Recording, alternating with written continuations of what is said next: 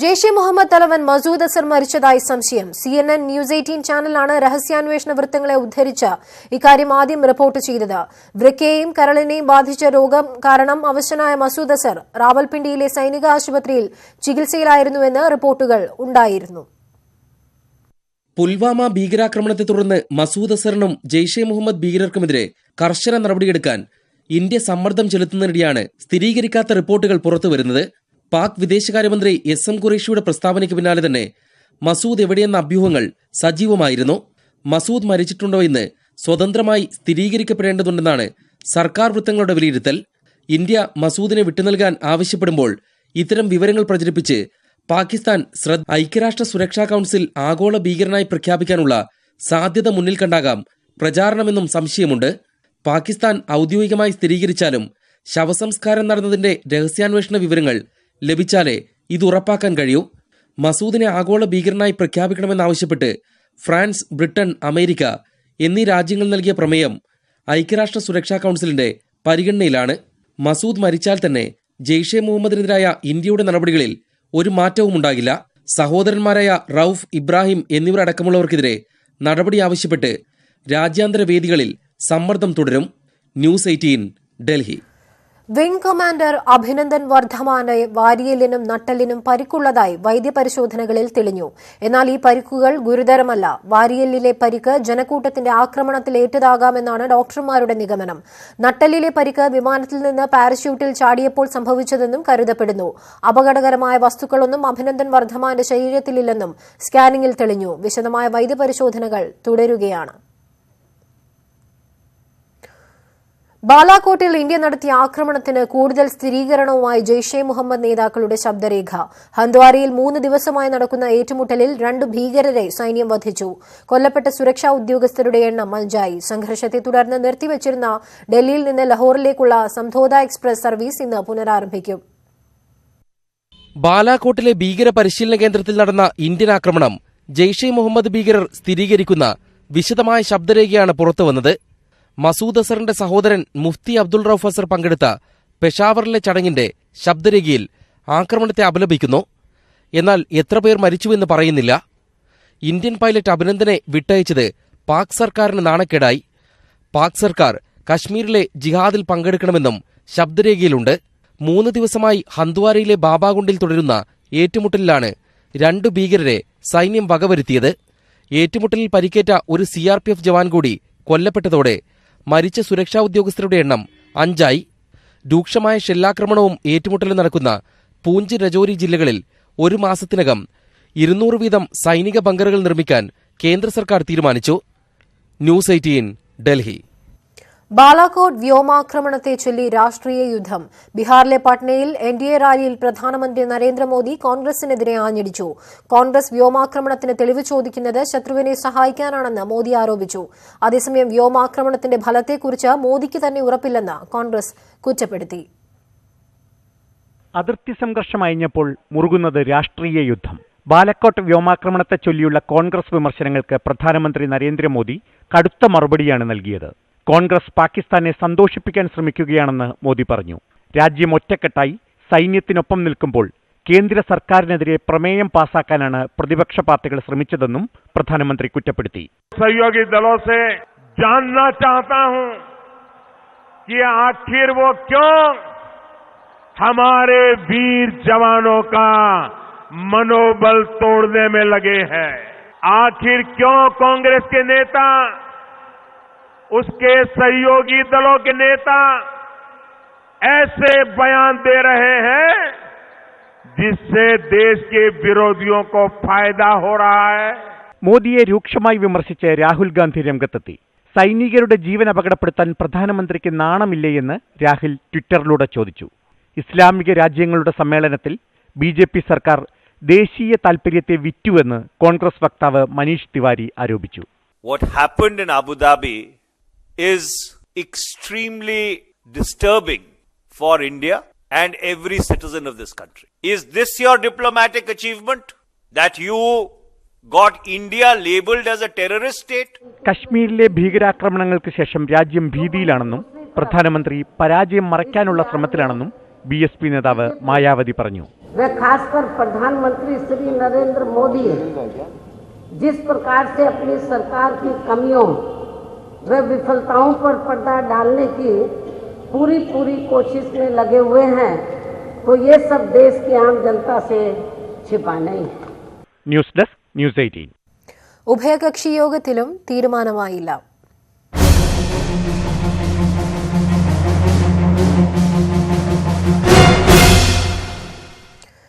Sitting MP Anto ആന്റണിയെ ഒഴിവാക്കി പത്തനംതിട്ട DCCയുടെ സാധ്യതാ സ്ഥാനാർത്ഥി പട്ടിക. DCC അധ്യക്ഷൻ ബാബു ജോർജ്, DCC മുൻ അധ്യക്ഷന്മാരായ P. മോഹൻരാജ്, K. ശിവദാസൻ നായർ എന്നിവരുടെ പേരാണ് പട്ടികയിലുള്ളത്. യുവാക്കളെ പൂർണ്ണമായും തഴഞ്ഞ പട്ടികയ്ക്കെതിരെ AI ഗ്രൂപ്പുകളിൽ യുവ നേതാക്കൾ KPCCയെയും AICCയെയും സമീപിക്കാൻ ഒരുങ്ങുകയാണ്. കോൺഗ്രസ് സാധ്യതാ സ്ഥാനാർത്ഥി പട്ടികയിൽ ആദ്യ വലിയ അട്ടിമറി പത്തനംതിട്ടയിൽ നിന്നും. എ ഗ്രൂപ്പുകാരനായ ആന്റോ ആന്റണിയെ ഒഴിവാക്കിയാണ് എ ഗ്രൂപ്പിലെ തന്നെ 3 മുതിർന്ന നേതാക്കളെ ഉൾപ്പെടുത്തി പട്ടിക തയ്യാറാക്കിയത്. പട്ടിക തയ്യാറാക്കാനായി ചേർന്ന DCC ജനറൽ ബോഡി മുതിർന്ന നേതാക്കളുമായി ആലോചിച്ച് പട്ടിക തയ്യാറാക്കാനുള്ള ചുമതല DCC അധ്യക്ഷൻ ബാബു ജോർജിന് കൈമാറിയിരുന്നു. 2 തവണ പത്തനംതിട്ടയെ പ്രതിനിധീകരിച്ച ആന്റോ ആന്റണിക്ക് വേണ്ടി എ ഗ്രൂപ്പിലെ മുതിർന്ന നേതാക്കളാരും വാദിച്ചില്ല. ഐ ഗ്രൂപ്പ് നേതാക്കൾ സിറ്റിംഗ് MPയെയും പട്ടികയിൽ പെടുത്തണമെന്ന് ആവശ്യപ്പെട്ടെങ്കിലും അംഗീകരിച്ചില്ല. പട്ടികയിൽ ഐ ഗ്രൂപ്പിൽ നിന്നൊരാളെ ഉൾപ്പെടുത്തണമെന്ന ആവശ്യവും തള്ളി. പട്ടികയിൽ ഉൾപ്പെട്ട 3 പേരും 60 വയസ്സ് കഴിഞ്ഞവർ ആണെന്നും യുവാക്കളുടെ പേരുകൂടി പട്ടികയിൽ ഉൾപ്പെടുത്തണമെന്നും ഗ്രൂപ്പ് ഭേദമന്യേ ആവശ്യമുയർന്നെങ്കിലും അംഗീകരിച്ചില്ല. ആവശ്യം അംഗീകരിക്കാത്തതിനെതിരെ ഹൈക്കമാൻഡിനെ സമീപിക്കാൻ ഒരുങ്ങുകയാണ് ഒരു വിഭാഗം നേതാക്കൾ. യൂത്ത് കോൺഗ്രസ് മുൻ ദേശീയ secretary Anil Thomas, KPCC secretary Pazhakulam Madhu എന്നിവരുടെ പേരുകളാണ് ഇവർ ഉയർത്തുന്നത്. Political bureau, news 18. Congress Kerala Congress seat വിഭജന ചർച്ച 2ാം വട്ടവും പരാജയപ്പെട്ടു. 2 സീറ്റ് വേണമെന്ന നിലപാടിൽ കേരള കോൺഗ്രസ് ഉറച്ചുനിന്നു. ചൊവ്വാഴ്ച വീണ്ടും ഉഭയകക്ഷി ചർച്ച നടത്താനാണ് തീരുമാനം. ലോക്സഭാ തെരഞ്ഞെടുപ്പിൽ മത്സരിക്കാൻ തയ്യാറാണെന്നും 2 സീറ്റ് വേണമെന്നുമുള്ള നിലപാടിൽ PJ ജോസഫ് ഉറച്ചുനിന്നതോടെയാണ് കോൺഗ്രസ് കേരള കോൺഗ്രസ് സീറ്റ് വിഭജന ചർച്ച 2ാമതും പരാജയപ്പെട്ടത്. 40 മിനിറ്റ് മാത്രമാണ് ചർച്ച നീണ്ടത്. 2ാം സീറ്റ് വിട്ടു നൽകാനാവില്ലെന്ന നിലപാട് കോൺഗ്രസും ആവർത്തിച്ചതോടെ ചർച്ച പരാജയപ്പെട്ടു. അടുത്ത ചർച്ച ചൊവ്വാഴ്ച ആലുവയിൽ നടത്താൻ തീരുമാനം. ഞങ്ങൾ കുറെ കാര്യങ്ങൾ ഇന്ന് ചർച്ച ചെയ്തു. ചർച്ചകൾ പൂർത്തിയായിട്ടില്ല. 5-ാം തീയതിയോടുകൂടി ഒരു അന്തിമ തീരുമാനം ഉണ്ടാക്കാൻ കഴിയുമെന്നുള്ള പ്രതീക്ഷയാണ് ഞങ്ങൾക്കുള്ളത്. രമേശ് ചെന്നിത്തല മാധ്യമങ്ങളോട് സംസാരിക്കുമ്പോൾ തന്നെ 2ാം സീറ്റിന്റെ കാര്യത്തിൽ പാർട്ടി അയഞ്ഞിട്ടില്ലെന്ന് KM മാണി തുറന്നു പറഞ്ഞു. കേരള കോൺഗ്രസ് അയഞ്ഞു എന്ന് നിങ്ങൾ വിചാരിക്കാൻ പാടില്ല. കേരള കോൺഗ്രസിന് ഒരു സീറ്റ് കൂടി ആവശ്യമാണ്. അത് ഞങ്ങൾ ഉറച്ചു നിൽക്കുന്നു. 5-ാം തീയതിയോടുകൂടി ഞങ്ങൾ ചർച്ച തുടരും. തെരഞ്ഞെടുപ്പിൽ മത്സരിക്കാനുള്ള സന്നദ്ധത യോഗത്തിലും അതിനു മുമ്പ് KM മാണിയുമായി നടത്തിയ കൂടിക്കാഴ്ചയിലും PJ ജോസഫ് ആവർത്തിച്ചു. മുന്നണി ഒരു സീറ്റേ നൽകുന്നുള്ളൂവെങ്കിൽ ആ സീറ്റ് തനിക്ക് വേണമെന്നാണ് ജോസഫിന്റെ നിലപാട്. പാർട്ടി സീറ്റ് തന്നാ മത്സരിക്കും. അല്ല, പാർട്ടിയിൽ പിന്നെ മുൻധാരണയനുസരിച്ച് നാളെ സ്ഥാനാർത്ഥി നിർണയ ചർച്ചകൾ ആരംഭിക്കാനായിരുന്നു കോൺഗ്രസ് തീരുമാനം. എന്നാൽ മുന്നണിയിലെ സീറ്റ് വിഭജനം കീറാമുട്ടിയായതോടെ സ്ഥാനാർത്ഥി നിർണയവും നീളും. ന്യൂസ് 18 കൊച്ചി. സ്ഥാനാർത്ഥി നിർണയത്തിനുള്ള ജില്ലാ കൌൺസിലുകളുടെ സാധ്യതാ പട്ടിക CPI എക്സിക്യൂട്ടീവ് ചർച്ച ചെയ്തില്ല. നാളെ സംസ്ഥാന കൌൺസിലിന് മുന്നോടിയായി എക്സിക്യൂട്ടീവ് ചേർന്ന സ്ഥാനാർത്ഥികളെ തീരുമാനിക്കും. സീറ്റ് വിഭജനത്തിൽ അന്തിമ ധാരണയ്ക്ക് ഇടതുമുന്നണി യോഗം 8-ന് ചേരും. സ്ഥാനാർത്ഥി നിർണയമായിരുന്നു എക്സിക്യൂട്ടീവിന്റെ പ്രധാന അജണ്ടയെങ്കിലും ചർച്ച നാളത്തേക്ക് മാറ്റുകയായിരുന്നു. രാവിലെ എക്സിക്യൂട്ടീവ് ചേർന്ന ജില്ലാ കൌൺസിലുകൾ നൽകിയ പട്ടിക ചർച്ച ചെയ്യും. തിരുവനന്തപുരം ജില്ലാ കൌൺസിലിന്റെ പട്ടികയിലെ ആദ്യ പേരുകാരൻ സംസ്ഥാന സെക്രട്ടറി കാനം രാജേന്ദ്രനാണ്. മത്സരിക്കാനില്ലെന്ന് കാനം യോഗത്തെ അറിയിക്കും. C. ദിവാകരനും GR അനിലുമാണ് പട്ടികയിലെ മറ്റു 2 പേരുകാർ. C. ദിവാകരൻ മത്സരിക്കാൻ തയ്യാറാണെങ്കിലും സംസ്ഥാന കൌൺസിലിൽ എതിർപ്പുയർന്നേക്കും. ആനി രാജ, ബിനോയ് വിശ്വം എന്നിവരിലൊരാളെ സ്ഥാനാർത്ഥിയാക്കണമെന്ന നിർദ്ദേശം സംസ്ഥാന നേതൃത്വം മുന്നോട്ട് വയ്ക്കാനും സാധ്യതയുണ്ട്. മാവേലിക്കരയിൽ ചിറ്റയം ഗോപകുമാറിനാണ് സാധ്യത. തൃശൂരിൽ CN ജയദേവൻ പിന്മാറിയാൽ KP രാജേന്ദ്രനോ രാജാജി മാത്യു തോമസിനോ നറുക്കു വീഴും. വയനാട്ടിൽ സത്യൻ മൊകേരി, PP സുനീർ, വസന്തം എന്നിവരിലൊരാൾ സ്ഥാനാർത്ഥിയാകും. സംസ്ഥാന കൌൺസിൽ സ്ഥാനാർത്ഥി പട്ടികയ്ക്ക് അംഗീകാരം നൽകിയാലും കേന്ദ്ര നേതൃത്വത്തിന്റെ അനുമതിക്കു ശേഷമാകും ഔദ്യോഗിക പ്രഖ്യാപനം. 4 ദിവസത്തെ CPM നേതൃയോഗങ്ങൾക്ക് ശേഷം വെള്ളിയാഴ്ചയാണ് ഇടതുമുന്നണി യോഗം. 15 സീറ്റിൽ CPM-ഉം 4 CPI മത്സരിക്കാൻ ധാരണയായിട്ടുണ്ട്. കഴിഞ്ഞ തവണ ജനതാദൾ S-ന് നൽകിയ സീറ്റിന്റെ കാര്യത്തിലാണ് അവ്യക്തത. ഈ സീറ്റിന് അവകാശവാദം ഉന്നയിക്കുന്നവർ ഏറെയാണെങ്കിലും CPM-ന്റെ തീരുമാനമാണ് നിർണായകം. ന്യൂസ് 18 തിരുവനന്തപുരം. തിരഞ്ഞെടുപ്പ് സഖ്യങ്ങൾക്കും സ്ഥാനാർത്ഥി നിർണയ ചർച്ചകൾക്കുമായുള്ള 2 ദിവസത്തെ CPM കേന്ദ്ര കമ്മിറ്റി യോഗം ഡൽഹിയിൽ തുടങ്ങി. ഏതൊക്കെ കേന്ദ്ര കമ്മിറ്റി PB അംഗങ്ങൾ മത്സരിക്കണമെന്നും തീരുമാനിക്കും. അതേസമയം ബീഹാറിലെ ബെംഗുസരായിൽ CPI സ്ഥാനാർത്ഥി കനയ്യകുമാർ മത്സരിക്കാൻ സാധ്യതയേറി. തെരഞ്ഞെടുപ്പ് പ്രഖ്യാപനം വരാനിരിക്കെ സംസ്ഥാന ദേശീയ തലങ്ങളിൽ സ്വീകരിക്കേണ്ട തന്ത്രങ്ങൾക്ക് രൂപം നൽകാനാണ് 2 ദിവസത്തെ കേന്ദ്ര കമ്മിറ്റി യോഗം. കേരളത്തിൽ 2 ടേം പൂർത്തിയാക്കിയ സിറ്റിംഗ് MPമാർക്ക് വിജയസാധ്യത മുൻനിർത്തി ഇളവ് നൽകണോ എന്നും നിശ്ചയിക്കും. PB അംഗം MA ബേബി മത്സരിക്കുമോ എന്നതിലും തീരുമാനമായിട്ടില്ല. തമിഴ്നാട്, മഹാരാഷ്ട്ര, ബീഹാർ എന്നിവിടങ്ങളിൽ കോൺഗ്രസ് കൂടി ഉൾപ്പെടുന്ന സഖ്യത്തിന്റെ ഭാഗമാകാനാണ് CPM നീക്കം. ബംഗാളിൽ കോൺഗ്രസുമായി നീക്കുപോക്കുണ്ടാക്കാൻ കഴിഞ്ഞ PB യോഗത്തിൽ പ്രാഥമിക ധാരണയായിരുന്നു. ഇതിന്റെ അടിസ്ഥാനത്തിൽ സംസ്ഥാനത്ത് നടത്തിയ ചർച്ചകളിൽ കോൺഗ്രസുമായി സീറ്റ് ധാരണ ഉണ്ടാക്കാനായില്ല. CPM കഴിഞ്ഞ തവണ വിജയിച്ച മുർഷിദാബാദ്, റായ്ഗഞ്ച് സീറ്റുകളിൽ കോൺഗ്രസ് അവകാശവാദം തുടരുകയാണ്. CPI, RSP എന്നിവരെ ഒപ്പം നിർത്താനായെങ്കിലും ഫോർവേഡ് ബ്ലോക്ക് കോൺഗ്രസിന് വിജയസാധ്യതയുള്ള സീറ്റിൽ മത്സരിക്കുമെന്ന നിലപാടിൽ ഉറച്ചുനിൽക്കുന്നു. വിട്ടുവീഴ്ചയില്ലെങ്കിൽ ഒറ്റയ്ക്ക് മത്സരിക്കുമെന്ന കോൺഗ്രസ് പ്രഖ്യാപനത്തിനിടെ കേന്ദ്ര കമ്മിറ്റി നിലപാട് നിർണായകമാകും. അതേസമയം ബീഹാറിലെ മഹാസഖ്യത്തിൽ 4 സീറ്റ് നൽകണമെന്ന അവകാശവാദം ഉന്നയിച്ച് CPI രംഗത്തെത്തി. ബെംഗുസരായിൽ JNU സമര നേതാവ് കനയ്യകുമാറിനെ മത്സരിപ്പിക്കാൻ സമ്മർദ്ദം ശക്തമാക്കുകയാണ് പാർട്ടി. ന്യൂസ് 18 ഡൽഹി. സ്ഥാനാർത്ഥികളെ സംബന്ധിച്ച് BJPയിൽ തർക്കമില്ലെന്ന് BJP ദേശീയ നിർവാഹക സമിതി അംഗം PK കൃഷ്ണദാസ്. ജനാധിപത്യ പാർട്ടി എന്ന നിലയിൽ അഭിപ്രായ വ്യത്യാസങ്ങളുണ്ടാകാം. അതെല്ലാം പരിഹരിച്ച് BJP മുന്നോട്ട് പോകുമെന്നും കൃഷ്ണദാസ് കൊച്ചിയിൽ പറഞ്ഞു. അത് NDAക്കകത്ത് അവതരിപ്പിക്കാൻ പൂർണ്ണ സ്വാതന്ത്ര്യമുണ്ട്. പക്ഷെ അവസാന തീരുമാനം വന്നു കഴിഞ്ഞാലാണ് നമുക്ക് പറയാൻ സാധിക്കുക ഇത് ആ പാർട്ടിക്കാണെന്ന്. കൊല്ലം ചിതറ സ്വദേശി ബഷീറിന്റെ കൊലപാതകത്തിന്റെ പേരിൽ രാഷ്ട്രീയ തർക്കം. ബഷീറിന്റേത് രാഷ്ട്രീയ കൊലപാതകമാണെന്ന് CPM സംസ്ഥാന സെക്രട്ടറി കോടിയേരി ബാലകൃഷ്ണൻ ആരോപിച്ചു. എന്നാൽ കോടിയേരിയുടെ ആരോപണം ബഷീറിന്റെ ബന്ധുക്കൾ തള്ളി. വ്യക്തിവൈരാഗ്യമാണ് കൊലപാതകത്തിന് കാരണമെന്ന് KPCC പ്രസിഡന്റ് മുല്ലപ്പള്ളി രാമചന്ദ്രൻ പറഞ്ഞു. പെരിയ കൊലപാതകത്തിന് തിരിച്ചടി നൽകുമെന്ന് പ്രഖ്യാപിച്ചിരുന്ന കോൺഗ്രസുകാരാണ് ചിതറയിൽ ബഷീറിനെ കൊലപ്പെടുത്തിയതെന്ന് CPM സംസ്ഥാന സെക്രട്ടറി കോടിയേരി ബാലകൃഷ്ണൻ ആരോപിച്ചു. CPMുകാർ കൊല്ലപ്പെടുമ്പോൾ മാത്രം വാക്കുതർക്കമായി വ്യാഖ്യാനിക്കുകയാണ്. കൊലപാതക രാഷ്ട്രീയം അവസാനിപ്പിക്കാൻ കോൺഗ്രസ് തയ്യാറാകണമെന്നും കോടിയേരി ആവശ്യപ്പെട്ടു. കോൺഗ്രസ്കാർ നടത്തിയിട്ടുള്ള തിരിച്ചടി എന്നുള്ള പ്രഖ്യാപനം നടപ്പാക്കിയാണ് ചിതറയിൽ ചെയ്തിട്ടുള്ളത്. അതിന്റെ അടിസ്ഥാനത്തിൽ ഇനിയെങ്കിലും ഇത് നിർത്തുമോ? അപ്പോൾ കോൺഗ്രസ്സുകാർ കൊലക്കത്തി താഴെ വെക്കാൻ തയ്യാറല്ല എന്നതാണ് ഇന്നലത്തെ സംഭവം തെളിയിക്കുന്നത്. CPMന്റെ സജീവ പ്രവർത്തകനാണ് കൊല്ലപ്പെട്ടതെന്നും രാഷ്ട്രീയ വൈരാഗ്യമാണ് കാരണമെന്നും CPM പ്രാദേശിക നേതൃത്വവും ആരോപിച്ചു. പ്രദേശത്തെ അറിയപ്പെടുന്ന കോൺഗ്രസിന്റെ ഒരു ക്രിമിനലായിട്ടുള്ള ഒരു ഗൂണ്ട ആയിട്ടുള്ള ഷാജഹാനാണ് വീട്ടിൽ കയറി കുളിച്ചുകൊണ്ട് നിൽക്കുമ്പോൾ 8-9 കുത്തുകൾ കുത്തി അതിദാരുണമായി കൊലപ്പെടുത്തി. എന്നാൽ CPMന്റെ ആരോപണങ്ങൾ ബന്ധുക്കൾ നിഷേധിച്ചു. കൊലയാളിയായ ഷാജഹാൻ സ്ഥിരം ഗുണ്ടയാണെന്ന് ബഷീറിന്റെ സഹോദരൻ പറഞ്ഞു. അവൻ ഈ കഞ്ചാവും കുടിച്ച് ഇല്ലാതെ ആൾക്കാർ അങ്ങനെ വെട്ടിക്കൊണ്ടുകൊണ്ടിരിക്കുന്നതാണ്. അവൻ നേരത്തെ അവന്റെ അനിയനെ കുത്തിയിട്ടുണ്ട്. കൊലപാതകത്തിൽ പങ്കില്ലെന്ന് കോൺഗ്രസ് വിശദീകരിച്ചു. വ്യക്തിവൈരാഗ്യമാണ് കാരണമെന്ന് KPCC പ്രസിഡന്റ് മുല്ലപ്പള്ളി രാമചന്ദ്രൻ പറഞ്ഞു. പെരിയ ഇരട്ട കൊലപാതകവുമായി ബന്ധപ്പെട്ടുകൊണ്ട് കമ്മ്യൂണിസ്റ്റ് പാർട്ടി വീണ്ടും കോർണർ ചെയ്യപ്പെട്ടിരിക്കുകയാണ്. അത് രക്ഷപ്പെടാൻ വേണ്ടിയിട്ടാണ് പറഞ്ഞത്. ആ കൊലപാതകം കോൺഗ്രസുമായിട്ട് യാതൊരു ബന്ധവുമില്ല. ചിതറയിൽ CPM പ്രതിഷേധ ദിനം ആചരിക്കുകയാണ്.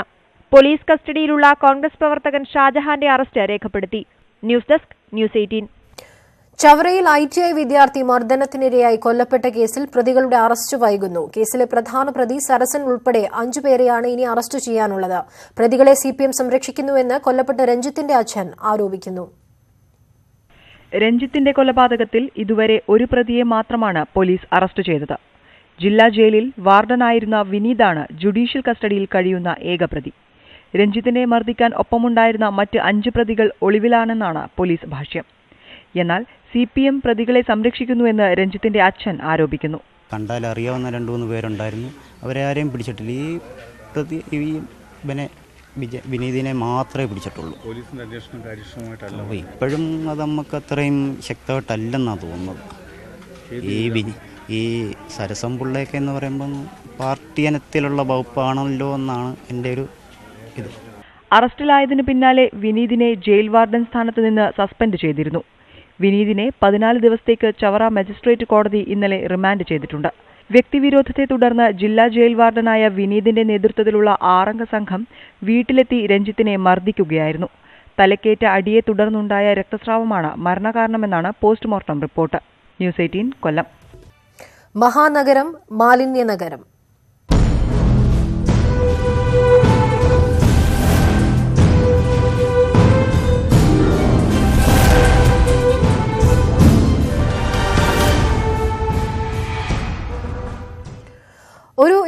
മഴയ്ക്കു ശേഷം കൊച്ചി നഗരത്തെ വീണ്ടും മാലിന്യം വിഴുങ്ങുന്നു. മാലിന്യത്തോടൊപ്പം പകർച്ചവ്യാധികളും കൊതുക് ശല്യവും പൊട്ടിപ്പുറപ്പെട്ടു.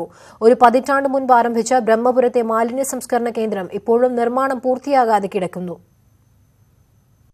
പുറത്തു മെട്രോ നഗരം, അകത്ത് മാലിന്യ നരകം. കൊച്ചി നഗരത്തിന്റെ അവസ്ഥയാണിത്.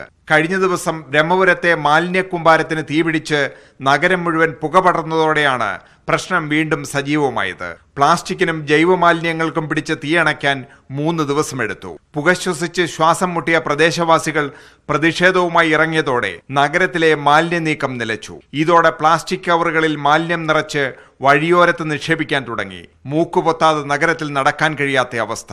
2008 അന്നത്തെ മുഖ്യമന്ത്രി VS അച്യുതാനന്ദനാണ് ബ്രഹ്മപുരം പദ്ധതി ഉദ്ഘാടനം ചെയ്തത്. അന്ന് 94 കോടി രൂപയാണ് നഗരസഭ ഇതിനായി മുടക്കിയത്. അതിനുശേഷം വിവിധ പദ്ധതികൾ നടപ്പാക്കി പരാജയപ്പെട്ടു. കഴിഞ്ഞ വർഷം മാലിന്യത്തിൽ നിന്ന് വൈദ്യുതി ഉത്പാദിപ്പിക്കുന്ന പദ്ധതിക്ക് മുഖ്യമന്ത്രി പിണറായി വിജയൻ തറക്കല്ലിട്ടു. അതും എങ്ങുമെത്തിയില്ല. മാലിന്യം ഒരു തീരാശാപം പോലെ ഇപ്പോഴും കൊച്ചി നഗരത്തെ പിന്തുടരുന്നു. ന്യൂസ് 18 കൊച്ചി. കൊച്ചിയിലെ മാലിന്യ പ്രശ്നത്തിന് ശാശ്വത പരിഹാരം കാണുമെന്ന് കോർപ്പറേഷൻ മേയറും ജില്ലാ കളക്ടറും. പുതിയ സംസ്കരണ പ്ലാന്റിന്റെ നിർമ്മാണം സമയബന്ധിതമായി പൂർത്തിയാക്കും. ന്യൂസ് 18 സംഘടിപ്പിച്ച മഹാനഗരം മാലിന്യ നഗരം ക്യാമ്പയിനിൽ സംസാരിക്കുകയായിരുന്നു ഭരണകർത്താക്കളും രാഷ്ട്രീയ പ്രതിനിധികളും. മെട്രോ നഗരം നേരിടുന്ന മാലിന്യ ദുരിതത്തെക്കുറിച്ച് ന്യൂസ് 18 സംഘടിപ്പിച്ച 2 മണിക്കൂർ തത്സമയ ചർച്ചയിൽ ഭരണകർത്താക്കളും രാഷ്ട്രീയ പ്രതിനിധികളും പൊതുജനങ്ങളും അടക്കം നിരവധി പേർ പങ്കെടുത്തു. അസഹ്യമായ ദുർഗന്ധവും ആരോഗ്യ പ്രശ്നങ്ങളുമാണ് പൊതുജനങ്ങൾ പങ്കുവച്ചത്. സർക്കാരും കോർപ്പറേഷനും ശക്തമായ നടപടി സ്വീകരിക്കണമെന്ന് കൊച്ചി നിവാസികൾ ആവശ്യപ്പെട്ടു. മാലിന്യ പ്രശ്നം പരിഹരിക്കാനുള്ള ഒരു എഫക്റ്റീവ് സ്കീം എന്ന രീതിയിൽ നമുക്കിന്ന് വാസ്തുതി ഒന്നുമില്ല. ചെറിയ ചെറിയ വീതി കുറഞ്ഞ റോഡുകൾ, വളരെ അധികം ജനങ്ങൾ ഒരുമിച്ച് പാർക്കുക, അവരെ എഡ്യൂക്കേറ്റ് ചെയ്യാൻ. അപ്പോൾ എന്തായാലും അധികൃതർ പെട്ടെന്നത് ഒന്ന് തിരിഞ്ഞു നോക്കി ഇതിനുള്ള എന്താ ചെയ്യാൻ പറ്റുകയെന്ന് വെച്ചാൽ എത്രയും പെട്ടെന്ന് ജനങ്ങളോട് കാണിക്കുന്ന ഒരു സ്നേഹമായിട്ടാണ്. കാരണം ഒരുപാട് പ്രശ്നങ്ങൾ ഉണ്ടാവുന്നുണ്ട്. ഇത് ശ്വസിക്കുന്നതിൽ വരുന്ന പ്രശ്നങ്ങൾ, കണ്ണിന് ബുദ്ധിമുട്ട് വരുന്നുണ്ട്. ജനങ്ങളുടെ വികാരം പൂർണ്ണമായും ഉൾക്കൊള്ളുന്നുവെന്നും ശാസ്ത്രീയമായ സംസ്കരണത്തിലൂടെ പ്രശ്നം പരിഹരിക്കുമെന്നും കോർപ്പറേഷൻ മേയർ സൗമിനി ജെയിൻ ഉറപ്പു നൽകി. തരംതിരിച്ചു വേണം വേസ്റ്റ് എടുക്കാൻ എന്നുള്ളൊരു കാര്യത്തിൽ സ്ട്രിക്റ്റ് ആയിട്ടുള്ളൊരു നിലപാട് കോർപ്പറേഷൻ ഇപ്പം തുടങ്ങിയിട്ടുണ്ട്. അതുപോലെ തന്നെ പ്ലാസ്റ്റിക് നിരോധനത്തിന് വേണ്ടി സഹകരിക്കാൻ വ്യാപാരികളെ പ്രേരിപ്പിക്കണം. അങ്ങനെ കുറെ സ്റ്റെപ്സ് ആ കാര്യത്തിൽ എടുക്കേണ്ടതുണ്ട്. പുതിയ പ്ലാന്റ് പണിത് അതിൽ സംവിധാനങ്ങൾ ഒരുക്കിക്കൊണ്ട് പുതിയ സിസ്റ്റത്തിലേക്ക് മാറിക്കൊണ്ട് കുറച്ചും കൂടി നല്ല രീതിയിലുള്ള മാലിന്യ സംസ്കരണ പ്ലാന്റ് ആക്കി അതിനെ മാറ്റാമെന്നുള്ള പ്രതീക്ഷയിലാണ്. പ്ലാസ്റ്റിക് മാലിന്യങ്ങളാണ് പ്രധാന വെല്ലുവിളിയെന്ന് ജില്ലാ കളക്ടർ മുഹമ്മദ് വൈ സഫറുള്ള വ്യക്തമാക്കി. ഒരു നോർമൽ ദിവസത്തിൽ പ്ലാസ്റ്റിക് വേസ്റ്റ് മാത്രം ഏകദേശം 120 തൊട്ട് 140 ടണ്ണുകൾ വരെയാണ് അക്യുമുലേറ്റ് ആകുന്നത്. അപ്പോൾ ഡിസ്പോസ് ചെയ്യുന്ന ഒരു മെക്കാനിസത്തിലും പ്രശ്നമുണ്ട്. ബ്രഹ്മപുരം പ്ലാന്റിലെ തീപിടുത്തത്തെ തുടർന്ന് നിർത്തിവച്ചിരുന്ന മാലിന്യ നീക്കം പുനരാരംഭിച്ചിട്ടുണ്ടെങ്കിലും നഗരത്തിലും ഉൾപ്രദേശങ്ങളിലും മാലിന്യം കുന്നുകൂടി കിടക്കുകയാണ്. പതിറ്റാണ്ടുകളായി കൊച്ചി നിവാസികൾ അനുഭവിക്കുന്ന മാലിന്യ പ്രശ്നങ്ങളുടെ നേർചിത്രമാണ് നമ്മൾ കണ്ടത്. പുതിയ പ്ലാന്റ് യാഥാർത്ഥ്യമാകുന്നതോടെ ഈ പ്രശ്നങ്ങൾക്ക് ശാശ്വത പരിഹാരമാകുമെന്ന് പ്രതീക്ഷിക്കാം. ടീം ന്യൂസ് 18നോടൊപ്പം എൻ ശ്രീനാഥ്, കൊച്ചി.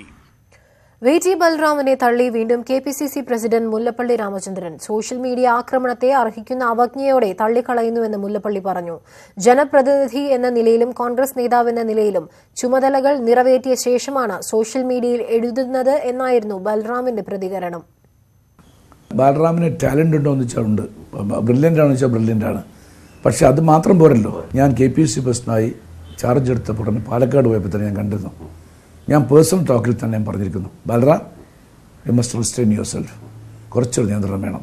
VT ബൽറാമിനെ രൂക്ഷമായി വിമർശിച്ചുകൊണ്ട് ന്യൂസ് 18നോട് മുല്ലപ്പള്ളി രാമചന്ദ്രൻ നടത്തിയ ഈ പ്രതികരണമാണ് ബൽറാമിനെ പ്രകോപിപ്പിച്ചത്. രാഷ്ട്രീയ പ്രവർത്തനത്തിന് ശേഷമാണ് തന്റെ സോഷ്യൽ മീഡിയ പ്രവർത്തനമെന്ന് VT ബൽറാം മറുപടി നൽകി. ഒരു ദിവസത്തെ പരിപാടികൾ വിശദീകരിച്ചായിരുന്നു ഫേസ്ബുക്കിലെ കുറിപ്പ്. പൊതുപ്രവർത്തകൻ എന്ന നിലയിലും ജനപ്രതിനിധി എന്ന നിലയിലും ഉത്തരവാദിത്തങ്ങൾ നിർവഹിക്കുകയാണ് പ്രഥമ പരിഗണനയെന്നും ബൽറാം പറയുന്നു. ബൽറാമിന്റെ ഫേസ്ബുക്ക് പേജിലും KPCC അധ്യക്ഷന്റെ പേജിലും രൂക്ഷ വിമർശനങ്ങളാണ് മുല്ലപ്പള്ളിക്കെതിരെ ഉണ്ടായത്. സോഷ്യൽ മീഡിയ ആക്രമണം ഭയക്കുന്നില്ലെന്നും അർഹിക്കുന്ന അവജ്ഞയോടെ അവഗണിക്കുന്നുവെന്നും മുല്ലപ്പള്ളി രാമചന്ദ്രൻ പറഞ്ഞു. അച്ചടക്കം ലംഘിക്കാൻ പാടില്ല. ആരെങ്കിലും ആ പ്ലാറ്റ്ഫോം ഉപയോഗിച്ചുകൊണ്ട് ഇകഴ്ത്താനോ അല്ലെങ്കിൽ അവരുടെ വ്യക്തിഹത്യ നടത്താനോ പാടില്ല എന്ന് മാത്രമേ പറഞ്ഞിട്ടുള്ളൂ. ചെറുപ്പക്കാരെ ഞാൻ പ്രോത്സാഹിപ്പിക്കുന്നവർ ആരും പ്രോത്സാഹിപ്പിക്കാറില്ല. നാളെയും എൻ്റെ സമീപനം അതായിരിക്കും. ബാലറാമൻ തന്നെ എല്ലാ ഘട്ടങ്ങളിലും പ്രോത്സാഹിപ്പിക്കുന്ന സമീപനം എൻ്റെ ഭാഗത്തുനിന്നുണ്ടായിട്ടുള്ളൂ. ബൽറാമിന്റെ കാര്യത്തിൽ തനിക്ക് മാത്രമല്ല ഭൂരിപക്ഷം കോൺഗ്രസ് നേതാക്കൾക്കും ഇതേ അഭിപ്രായമാണെന്ന് മുല്ലപ്പള്ളി പറയുന്നു. ഇതോടെ പാർട്ടിയിൽ നിന്ന് കൂടുതൽ പ്രതികരണമുണ്ടായേക്കും. News desk, news 18. കോട്ടയത്ത് ആനയെ കുളിപ്പിക്കുന്നതിനിടെ പാപ്പാന് ദാരുണാന്ത്യം. തെന്നിവീണ പാപ്പാൻ ആനയുടെ അടിയിൽപ്പെടുകയായിരുന്നു. ചെന്നിത്തല സ്വദേശി അരുൺ പണിക്കരാണ് മരിച്ചത്. രാവിലെ 9:45 കോട്ടയം കാരാപ്പുഴയിലാണ് സംഭവം. ആനപ്പുരയിൽ ഒന്നാം പാപ്പാൻ അരുൺ പണിക്കർ ഭാരത് വിശ്വനാഥൻ എന്ന ആനയെ കുളിപ്പിക്കുകയായിരുന്നു. കിടക്കാൻ ആനയ്ക്ക് നിർദ്ദേശം നൽകി പിൻകാലിൽ അടി നൽകി.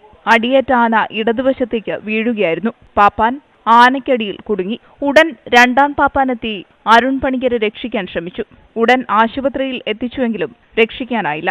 കോട്ടയം വെസ്റ്റ് പോലീസ് അന്വേഷണം ആരംഭിച്ചു. ന്യൂസ് 18 കോട്ടയം. ഉത്സവത്തിന് എഴുന്നള്ളിക്കുന്ന നാട്ടാനകളുടെ ദുരിതം വരച്ചുകാട്ടി മലപ്പുറം ജില്ലാ ഭരണകൂടത്തിന്റെ ഹ്രസ്വചിത്ര പ്രദർശനം.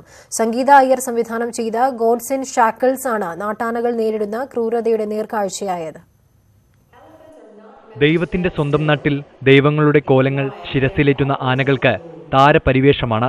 എന്നാൽ ഉത്സവ പറമ്പുകളിൽ എത്രമാത്രം കൊടുംവേദന സഹിച്ചാണ് ഇവർ നിൽക്കുന്നത് എന്ന് മറയില്ലാതെ കാണിച്ചു തരികയാണ് സംഗീത അയ്യർ തന്റെ ഹ്രസ്വചിത്രത്തിലൂടെ. ആനകളുടെ ജൈവപരവും മനഃശാസ്ത്രപരവുമായ സവിശേഷതകൾ, നാട്ടാനകൾ നേരിടേണ്ടിവരുന്ന പീഡനങ്ങൾ, ആനകൾ ഏത് രീതിയിൽ സംരക്ഷിക്കപ്പെടണം എന്നെല്ലാം വ്യക്തമാക്കുന്നതാണ് ഹ്രസ്വചിത്രം. Elephants being paraded beneath the scorching sun, deprived of food, water and shelter, with raw bleeding wounds on their legs and shackles cutting right into their flesh, and people are completely oblivious to the suffering of the elephants. ജന്മം കൊണ്ട് പാലക്കാട്ടുകാരിയായ ഇവർ national geographic ചാനലിലെ മാധ്യമപ്രവർത്തകയാണ്. എന്തുകൊണ്ട് ഇങ്ങനെയൊരു ഹ്രസ്വചിത്രം? സംഗീത അയ്യർ പറയുന്നു. തൃശൂർ ജില്ല കേന്ദ്രമാക്കി ഒരു പൂരക്കാലത്താണ് ഹ്രസ്വചിത്രം ചിത്രീകരിച്ചത്. വെല്ലുവിളികൾ ഏറെയുണ്ടായിരുന്നുവെന്നും സംഗീത. ഏറെ സാമൂഹ്യ പ്രസക്തമാണ് ഹ്രസ്വചിത്രമെന്ന് അഭിപ്രായപ്പെട്ട DFO വർക്കാടി യോഗേഷ് നീൽകാന്ത് IFS നാട്ടാന പരിപാലന ചട്ടം നടപ്പാക്കുന്നത് കർശനമാക്കുമെന്നും പറഞ്ഞു. I think that Sangeeta Iyer, she now is hosting these kind of things. So and I think these kind of things are very essential. ശില്പശാലയും ഡോക്യുമെന്ററി പ്രദർശനവും മലപ്പുറം ടൗൺ ഹാളിൽ ജില്ലാ കലക്ടർ അമിത് മീണ ഉദ്ഘാടനം ചെയ്തു. ന്യൂസ് 18 മലപ്പുറം. നിക്ഷേപ സൗഹൃദ സംസ്ഥാനമാകാനുള്ള ശ്രമത്തിലാണ് കേരളം. എന്നാൽ എയർപോർട്ട് കൈമാറ്റവുമായി ബന്ധപ്പെട്ട് ഇപ്പോൾ നടക്കുന്ന ചർച്ചകൾ ഇതിനെ പിന്നോട്ടടിക്കുമെന്ന ആശങ്കയിലാണ് ബിസിനസ് സമൂഹം. കേരളത്തിന്റെ സാധ്യതകൾക്ക് വിമാനത്താവള വികസനം നിർണായകമാണ് എന്നിരിക്കെ രാഷ്ട്രീയ നേതൃത്വങ്ങൾ പോലും ഇക്കാര്യത്തിൽ വേണ്ടത്ര പക്വത കാട്ടുന്നില്ലെന്നാണ് ഇവരുടെ പരാതി. എയർപോർട്ട് ഒരു പ്രധാന ഘടകമാണ്. അങ്ങനെ വരുമ്പോൾ ഈ എയർപോർട്ടിന്റെ പേരിൽ ഇത്രയും വിവാദങ്ങൾ ഉണ്ടാവുന്നത് നമ്മളുടെ ഒരു ഇൻവെസ്റ്റ്മെന്റ് ക്ലൈമറ്റിനെ തന്നെ ബാധിക്കാനുള്ള സാധ്യത വളരെ കൂടുതലാണ്. ഇതൊക്കെയാണ് തലസ്ഥാനത്തെ സംരംഭക സമൂഹത്തിന്റെ ആശങ്കകൾ. അദാനിയോ മറ്റാരെങ്കിലുമോ ആവട്ടെ, വിമാനത്താവള വികസനം യാഥാർത്ഥ്യമാവണം. കൂടുതൽ ഫ്ലൈറ്റുകൾ, കുറഞ്ഞ നിരക്ക്, മികച്ച സൗകര്യങ്ങൾ എന്നിവയെല്ലാം ഉണ്ടാകണം. നിസാന് പിന്നാലെ കേരളത്തിലേക്ക് വരാനൊരുങ്ങുന്ന വൻകിട കമ്പനികൾക്ക് എയർ കണക്ടിവിറ്റി നിർണായകമാണ്. നിസാൻ തന്നെ ഇവിടെ വന്നതിനകത്ത് അവരുടെ ഒരു ആവശ്യമെന്ന് പറയുന്നത് തന്നെ ഇവിടുത്തെ കണക്ടിവിറ്റി ഇമ്പ്രൂവ് ചെയ്യണം എന്നുള്ളതായിരുന്നു. അപ്പോൾ സർക്കാർ ഇവിടുത്തെ കണക്ടിവിറ്റി ഇമ്പ്രൂവ് ചെയ്യാമെന്ന് നിസാനിന് വാക്ക് കൊടുത്തിട്ടുണ്ട്. പക്ഷേ കണക്ടിവിറ്റി ഇമ്പ്രൂവ് ചെയ്യുന്നതിന് പകരം ഇപ്പോൾ ഉള്ള കണക്ടിവിറ്റിയും കൂടെ പോയ അവസ്ഥയാണ് ഇപ്പോൾ ഉള്ളത്. വിമാനത്താവള വികസനം സംസ്ഥാന വികസനത്തിന്റെ ഭാഗമാണെന്നിരിക്കെ മുഖ്യമന്ത്രി അടക്കമുള്ള രാഷ്ട്രീയ നേതൃത്വങ്ങൾ ഇക്കാര്യത്തിൽ പക്വത കാട്ടുന്നില്ലെന്നാണ് ഇവരുടെ പരാതി. ഇൻവെസ്റ്റർ വന്നാൽ ഞങ്ങൾ എതിർക്കുമെന്ന് പറയുന്ന ഒരു ധാർഷ്ട്യം അത് വളരെ വേദനാജനകമാണ്. വിമാനത്താവള നടത്തിപ്പ് സ്വകാര്യ മേഖലയ്ക്ക് വിട്ടുകൊടുത്തത് ചോദ്യം ചെയ്തുകൊണ്ടുള്ള സമരത്തിന് ഇനി പ്രസക്തിയില്ല എന്നാണ് ഇവരുടെ വാദം. മതിയായ വിമാന സർവീസ് ഇല്ല എന്ന ഒറ്റ കാരണത്താൽ തന്നെ കേരളത്തിന്റെ ടൂറിസം മേഖല അതിഗുരുതരമായ പ്രതിസന്ധി നേരിടുകയാണ്. ശ്രീലങ്ക പോലുള്ള രാജ്യങ്ങളിലേക്ക് കുറഞ്ഞ നിരക്കിൽ യാത്ര ചെയ്ത് ആഭ്യന്തര ടൂറിസ്റ്റുകൾ പോലും പോകുമ്പോൾ തിരുവനന്തപുരത്തിന്റെ സാധ്യതകളാണ് ഇല്ലാതാവുന്നത്. ന്യൂസ് 18 തിരുവനന്തപുരം. ഹാരിസൺ പ്ലാന്റേഷൻ വിൽപ്പന നടത്തിയ പ്രിയ എസ്റ്റേറ്റിൽ നിന്ന് അനുമതിയില്ലാതെ കരം സ്വീകരിച്ച വില്ലേജ് ഓഫീസറെ സ്ഥലം മാറ്റി. ആര്യങ്കാവ് വില്ലേജ് ഓഫീസറെയാണ് ജില്ലാ കളക്ടർ സ്ഥലം മാറ്റിയത്. സർക്കാർ അറിയാതെ കരം സ്വീകരിച്ച നടപടി മരവിപ്പിക്കാനും കളക്ടർ നിർദ്ദേശിച്ചു. കരം സ്വീകരിച്ച നടപടിക്രമത്തിലെ വീഴ്ച അന്വേഷിക്കാൻ ADMനെ കൊല്ലം ജില്ലാ കളക്ടർ ചുമതലപ്പെടുത്തി. ഹൈക്കോടതി ഉത്തരവിന് പിന്നാലെ കരം സ്വീകരിക്കണമെന്ന എസ്റ്റേറ്റ് ഉടമകളുടെ അപേക്ഷയിന്മേൽ സർക്കാരിന്റെ നിർദ്ദേശം ആരാഞ്ഞ് 2 തവണ കത്തയച്ചു. എന്നാൽ മറുപടി ലഭിച്ചില്ലെന്നും കൊല്ലം ജില്ലാ കളക്ടർ റവന്യൂ മന്ത്രിക്ക് നൽകിയ റിപ്പോർട്ടിൽ പറയുന്നു.